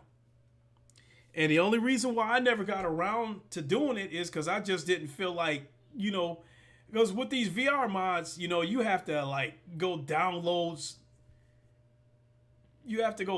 these programs, and you got to extract this file, and you have to put it in that file, and all kinds of shit,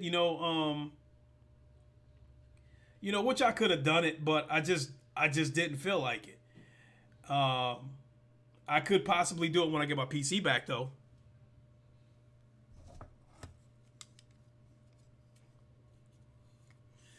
You said, Gaming Legends, where's the Wing versus the TIE Fighter VR mod? Oh, you know what? There is a mod out there right now, a Star Wars mod, where you are going to the Death Star in your X-Wing fighters to go blow up the Death Star. I can't remember what game you got to get that mod, but yes, there is a Star Wars mod out there. Spartan God, what's up?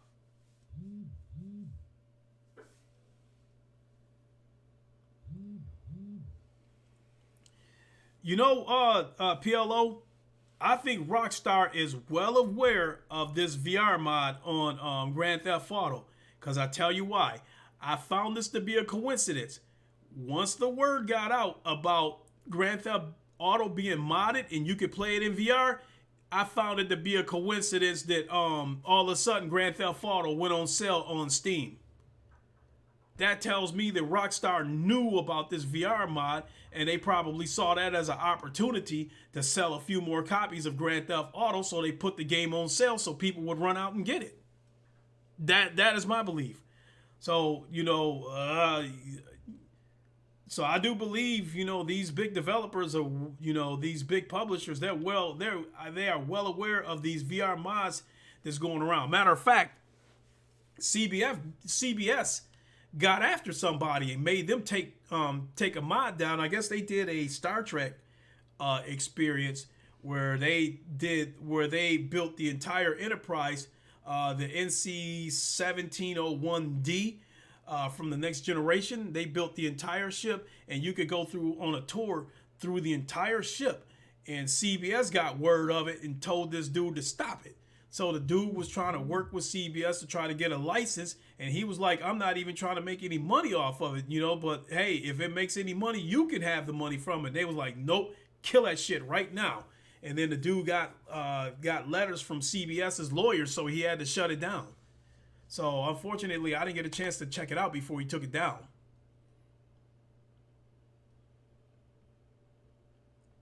Lincoln, there are so many games for PSVR that is amazing. Yeah, Christopher Hart.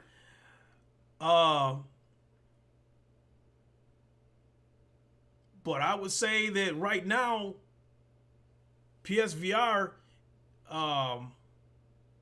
is a planet. Once you add PC VR into that mix, it turns into an entire solar system. It's that much bigger.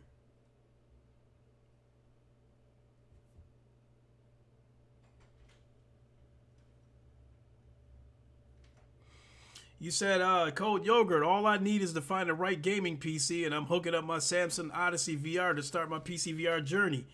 And you might not come back. You said I don't like PSVR anymore, Spartan God? Man, I still love PlayStation VR.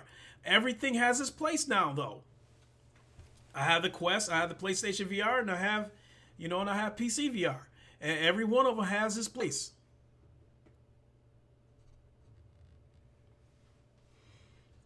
Yeah, PSVR works on PC. You need I forgot the name. I think the name of the software you need, I think, is Revive. I think if Impatient Fire is still in here, I think he might know.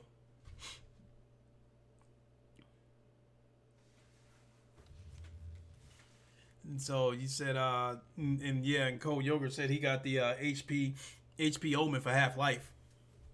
So I definitely want to know how that turns out. Turn that fan on low, please. My voice is scratchy. I'm burning up in here. Excuse me.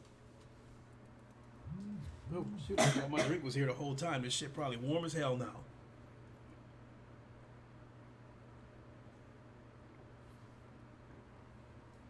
But I put that fire out my throat, though. Chats, I'd be playing Asgard's Wrath and Stormland if I had a PC. And you probably would not put that headset down either. Both of them are two amazing games. I think, I still think Lone Echo is still the best looking VR game out there that I've ever seen. But I think Asgard's Wrath is that first AAA game that was built from the ground up. That first game that looks like it was like millions of dollars was spent making this game, because it's got amazing graphics, and depending on how much exploring you do, there's anywhere between, from what I had heard, anywhere from 25 to 40 hours of gameplay out of a VR game is unheard of. I think the only game in VR that has more hours of gameplay than that is No Man's Sky, but that wasn't built from the ground up for VR. It had a VR mode added. So that's why I call Asgard's Wrath the first VR game, first AAA VR game that was built from the ground up for VR. So again, you play Asgard's Wrath, you're gonna absolutely love it. I feel like Asgard's Wrath, in terms of the gameplay and the mechanics, I think Asgard's Wrath is the closest thing to playing God of War in VR. I absolutely love throwing that axe, and then you go like this and make a pull motion to bring the axe back to you. I absolutely love that. But I did do some Asgard's Wrath streams, so if you want to see that, check it out.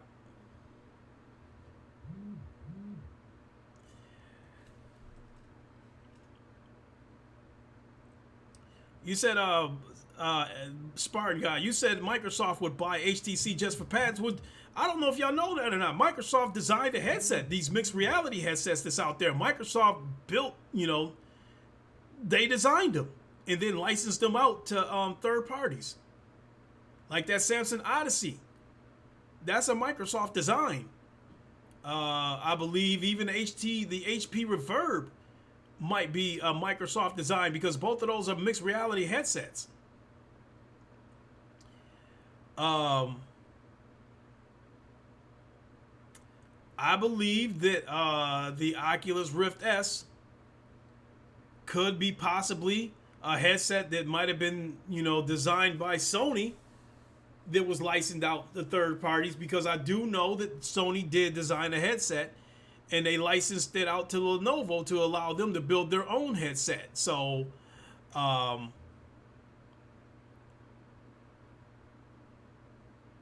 so I would probably say at some time in these next few years, expect Lenovo to come out with their own headset.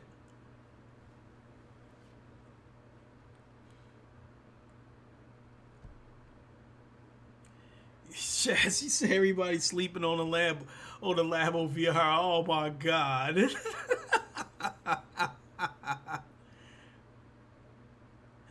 Oh, Shaz, you said that was the first stream I saw of yours, was Asgard's Wrath. Truly amazing game. Damn. I got over 700 videos. I had no idea I had put out that much content. I think I got about 730 videos out, give or take. And I did like December 17th was my 2 year anniversary being on YouTube as a content creator.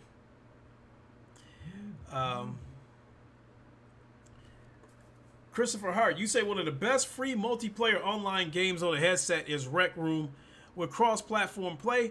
I do agree, but I think right now, as far as these like cross-platform free-to-play mini games, social experiences, and all that kind of stuff, right now, I think VR chat is the king of the mountain right now. A lot of people are playing VR chat. There's so much you can do. Shooting games with inside of VR chat. There's even Beat Saber with inside of VR chat. It's their own version of Beat Saber, and what makes that one different from the regular game is that people can line up and take they can take turns. So you can chop for a little second, and then if you want, then you can drop the lightsabers and let whoever's next in line pick them up and let them play. Or you two can play together where I'm holding one lightsaber and somebody next to me is holding the other lightsaber. We, chop together and shit like that. So, I think VR chat is the Rec Room on steroids, to put it simply. And that's the hot game right now, and that's the game that my son spends hours upon hours upon hours playing. And VR chat is worth his weight in gold, because all the shit that my son does on VR chat, all the avatars and stuff like that, he's got like, I don't know, I think he's got like 80 avatars or some shit like that. You know how much money I would have had to spend for those avatars if those avatars would have been on something like Gears 5 or any of the other games that would have been on the Xbox. I would have dropped all kinds of crazy dough, in microtransaction money. Fatal Charade, what's up? And Christopher Hart, you said VR chat is on Amazon and big screen. It's coming for all headsets, where you can buy virtual movies and meet people online to watch 3 movies. Yeah. I forgot about that, Christopher Hart. You can play VR chat flat screen. Because my son has played it from this PC. As weak as this PC is, he's played it from this PC before. And then as far as big screen goes, yes. It's already in motion right now where you can rent movies and watch these movies, and you can watch them with live people. But I would not do that, because with big screen, when people open up a room and they host a room, they can stream whatever's in their computer onto the screen for everybody that's in that movie theater to watch it. So I went into someone's room where there was about 4 people in there, and whoever the host was showing Joker.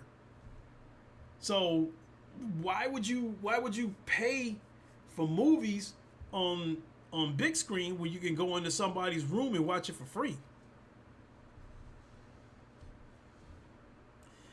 Fatal Sharad, you said I still can't get an Oculus Rift 2 at Best Buy. Yes, I do understand that those are sold out too. But the situation isn't as grave as say the Oculus Quest, which is the Oculus Quest. It's sold out until late February. Ooh, excuse me. So, yeah, Cold Yogurt, they did make LA Noire. I don't know why I'm dragging my feet to buy that, because I played the game, when it was out on the 360. I didn't finish it. I probably got about halfway through it, because anybody who plays the game, you know that you start out as like a low level cop, investigating little simple ass shit. But as the game progresses and you start seeing all kinds of clues and other shit, you see that you're dealing with a serial killer. Yes, I at some point I will get LA Noire, but I'm not going to get it on the PlayStation VR, because it'll be much cleaner on PC. Because on the Rift S, there's just no blur. There's no blur. It's crystal clear. Yeah, Christopher Hart, on big screen, you can watch movies for free. Now, big screen is supposed to be coming to the PlayStation VR, but Sony has to be aware of what's going on with big screen. And my guess is, to avoid any kind of infringements, they're probably going to make the people who the developers of big screen, they probably going to make it be a situation where people can't show movies, so Sony don't get in any kind of trouble for it. But yeah, Um, I've seen Christopher Hart. People was even showing porn in there. You know, I went into the room said it for adults only or some shit like that, and I went in there and they was showing porn, and it was like six people, six live people in that room. Spartan guy, Sony is definitely aware of big screen because big screen is supposed to be coming to the PlayStation, I believe, in the first quarter of 2020. So what I'm saying is that I think one of the reasons why I haven't gotten there now is probably because legal shit might be being worked out, so Sony don't get in some kind of trouble from somebody, showing a movie from their computer. Yeah, somebody was showing porn on big screen because the whole thing about big screen is that whoever is the host of the room, whatever's in their computer, they can stream it.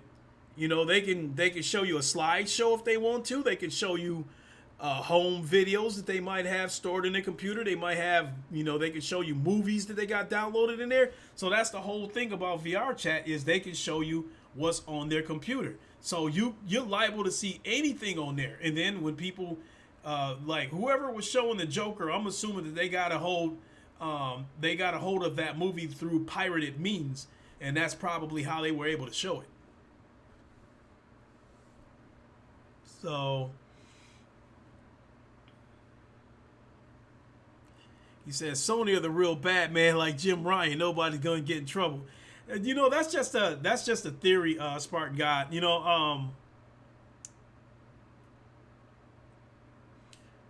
But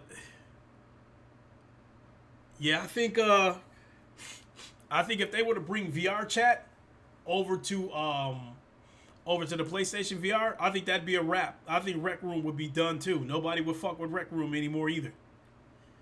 I think the PlayStation VR is the biggest reason why Rec Room might still be alive, because probably the majority of his user base is probably coming from the PlayStation VR.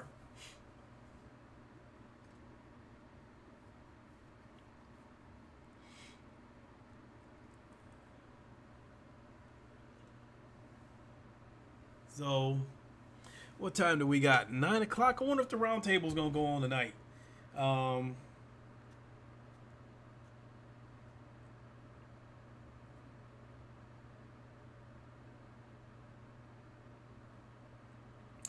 If the round table does happen to go on, I will be there. I mean, I might sit back in the cut a little bit, but I will be there if the round table goes on tonight. But damn, I've been on going on 2 hours now, so hey, but that's one of the things I missed while I was in jail. I missed interacting. I missed interacting with all of you guys, and it's because of all of you guys that this podcast went on this long. The stuff that I wanted to talk about only took about 15 minutes to talk about it. Everything else was all talking to you guys, and that's definitely what I missed when I was in YouTube jail. I missed chatting with all of you guys, and it's good to be back. It's good to chat with all you guys. And I said it before, I promise to be a little more careful in the future in terms of what kind of videos I run through these streams. Cole Yogurt said, hit the like button. Thanks a lot. Appreciate it. And Shaz, you say, well, 2020 is going to be great for VR, regardless of what, HMD you get. I think 2020 could be a breakout year for VR.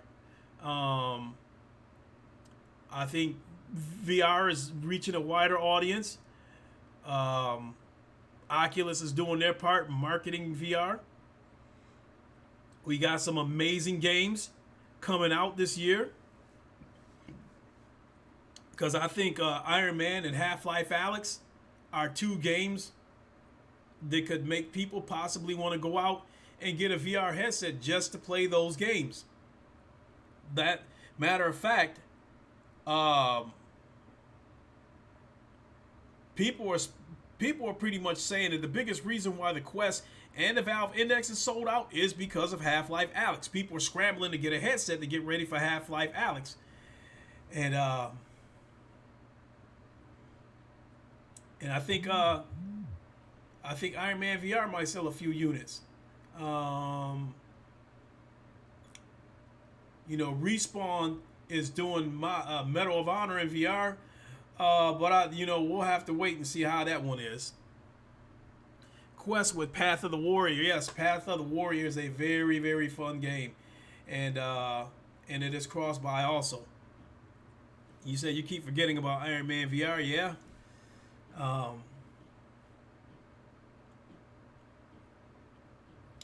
I think this year, in terms of exclusives, I think 2019 belonged to Oculus. Because we had Asgard's Wrath, Stormland, Defector.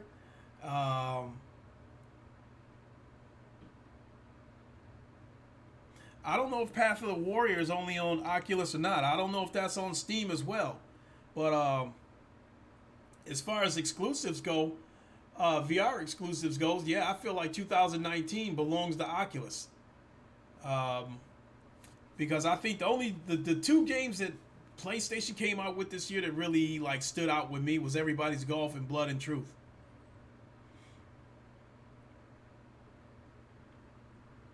You said I need to play Path of the Warrior on my mixed reality headset. Hey, if you like that old school nostalgia of being able to play games like Streets of Rage or Double Dragon, if you like those games, then you'll definitely like these games playing them in VR.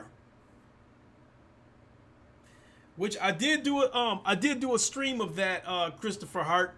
So check that out if you get a chance. I just won Sariento VR in a YouTube PSVR giveaway, so I'll be a ninja in VR, which I do have that game for the Quest.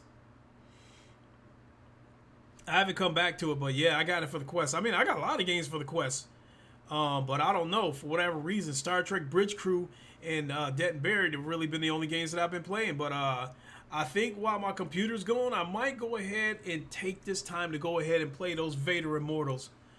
And Christopher Hurt said, I love old school beat 'em ups. Then you will like Path of the Warrior. You gotta press a button for the kick, but the punches, you have to physically throw the punches, and when you want to grab an enemy and throw them somewhere, you still have to reach out and physically grab them and throw them. So the game has that perfect balance of interactive play as well as arcade play. So I like the game, and I'm really looking forward to when the multiplayer comes out for this game. It's not out yet. People were talking about it on Reddit. They were saying the reason why the multiplayer wasn't ready yet, it was because they needed to meet that deadline so they could do the stealth launch during the Game Awards.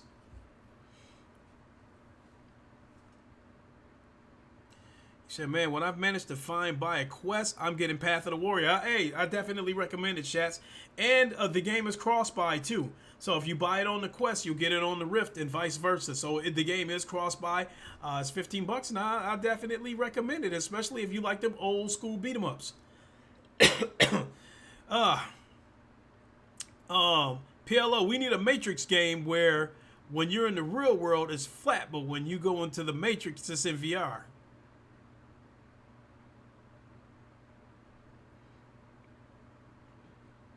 That would be interesting, but I think right now, the closest game out there where you're feeling like you're in the Matrix, the closest game that's out, the closest game that you can get to that right now would be Super Hot.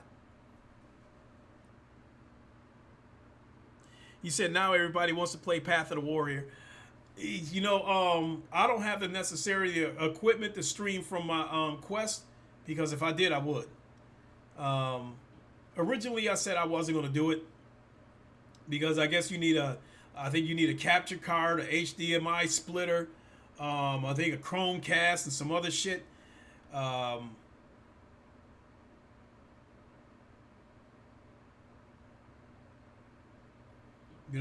don't know. I might get around to doing it, but I got some other loose ends I got to tie up, try to close out some of these credit cards and shit. Cold Yogurt, I hope you like the Quest, chats. It was too front heavy for me. Yeah, I admit it is a little bit front heavy, but I'm used to it now.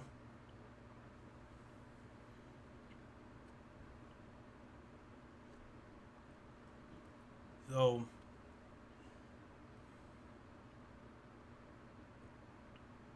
You said you bought your son a Quest for Christmas, chats, and hey, let us know how he likes it. Let us know how he's enjoying it, because I love hearing these VR stories. I love hearing about when somebody gets a VR headset and they try it out, especially if they're amazed by it. You know, because I'm part of a few PlayStation VR groups on Facebook, and every day I see stories of people trying out a new game for the first time, or they just got a headset and they just blown away by it. Hold on a second here, Christopher Hart.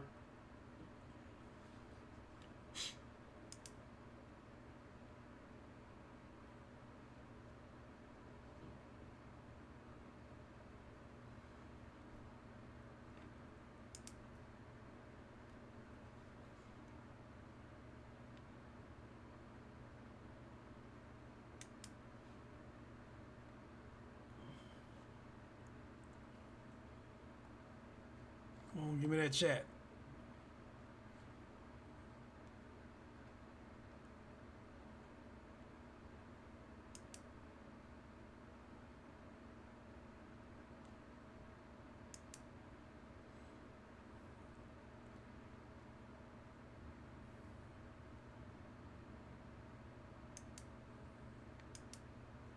Okay.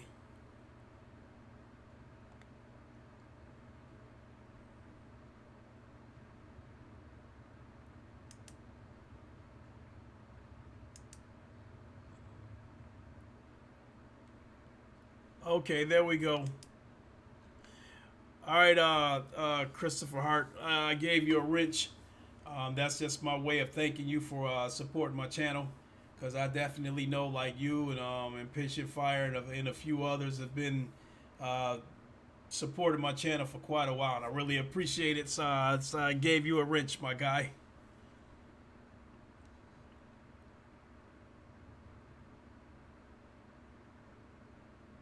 Skip frames detected over 17% over the last 2 minutes. Okay. But yeah, that's yeah, I've been on for over 2 hours. My God.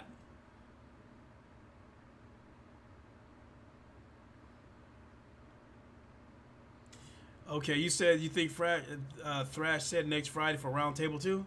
All right, well, whenever the next time it's on, I'll be there. All good, man. I appreciate your support, Christopher Hart. I really do. But now I'm ready to go put that headset on. I'm ready to go jump into some Dead and Buried 2.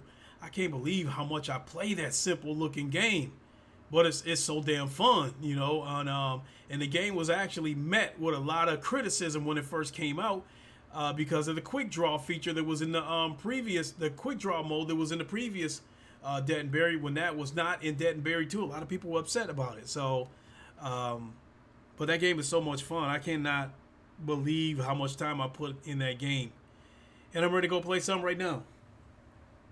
So with that being said, I'm going to get ready to boogie on out of here. I wish I could stream it. I don't have the necessary equipment, but, you know, I don't have to work tomorrow, and I still have my PlayStation VR.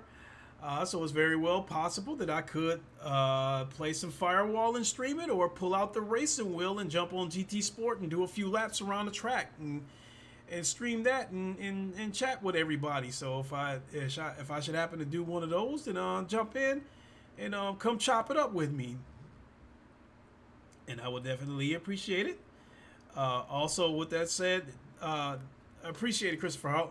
Christopher Hart. Also, I've said that before. If you have an Oculus Quest headset, my Oculus username is Lincoln Clay with a K, but it's Lincoln_Clay. Here, I'll just type it in the chat.